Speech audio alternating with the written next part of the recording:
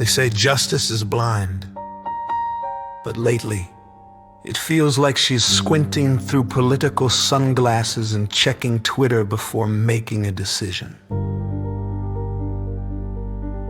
Let's get one thing straight. No one's perfect. Not your neighbor, not your senator, and definitely not your ex. But in a constitutional republic, we don't chase people, we chase crimes. That's the deal. Personal opinions and emotions, they're like pineapple on pizza. Controversial, distracting, and absolutely not the basis for prosecution. Foundations of a constitutional republic. The United States isn't a reality show, though lately it's hard to tell. It's built on a written constitution, not a trending hashtag. The Bill of Rights guarantees due process and the presumption of innocence, yes, even for people you don't like. Laws are made by elected reps, not by viral outrage. And unlike mob-rule democracies, our system protects the unpopular, the outnumbered, and occasionally the awkward uncle at Thanksgiving. The crime first principle. Here's how grown-up law enforcement works. 1, spot the crime. 2, gather real evidence, not vibes, not TikToks. 3, then, and only then, name the suspect. This isn't CSI Twitter. It's not Guess Who with indictments. It's supposed to be boring, methodical, and fair. That's how you protect the innocent and keep prosecutors from turning into political influencers. Erosion within today's Democratic Party. Now let's talk about the elephant. Or should I say the donkey in the room? Policy debates have morphed into courtroom dramas. Some cases seem less about justice and more about headlines. When indictments become campaign strategies, we're not in Kansas anymore. We're in a Netflix accusaries about authoritarian regimes. Case study, Manhattan indictment, and statute of limitations amendment.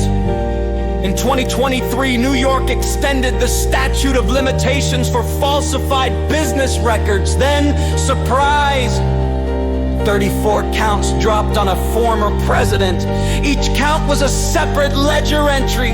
That's right, the crime was basically bad bookkeeping. No bank complained, no victim cried foul. Just a lot of legal gymnastics. And the timing, let's just say it smelled less like justice and more like political cologne. MAGA's heirs to old school Democrat values. Here's the plot twist. Some MAGA folks are channeling classic Democratic ideals. They want due process. They distrust elite prosecutors who skip debate and go straight for the jugular. They believe in one standard for everyone, even if you wear red, blue, or a tinfoil hat. Turns out, party labels are like expired milk. They don't mean much after a while. Role of senior enforcers, FBI, DOJ, US attorneys.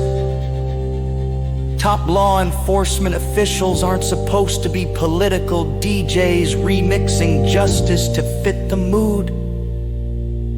Their job is to seek truth, not settle scores. Bias in prosecution doesn't just ruin careers, it poisons the entire system. If Lady Justice starts playing favorites, we all lose, even the favorites. Safeguards and proposed reforms. Let's fix this before it becomes a full-blown circus.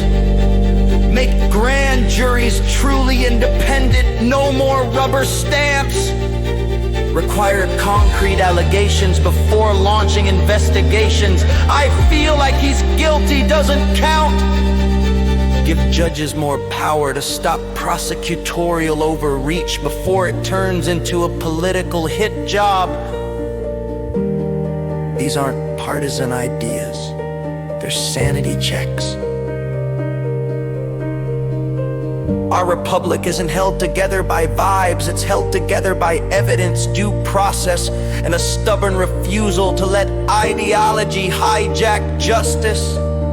So, ask more, learn more, don't settle for what's handed to you. Truth doesn't pick sides, it just reveals.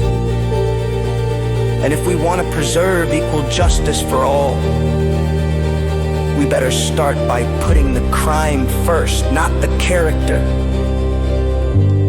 Because if we don't, the next indictment might be for thinking too much.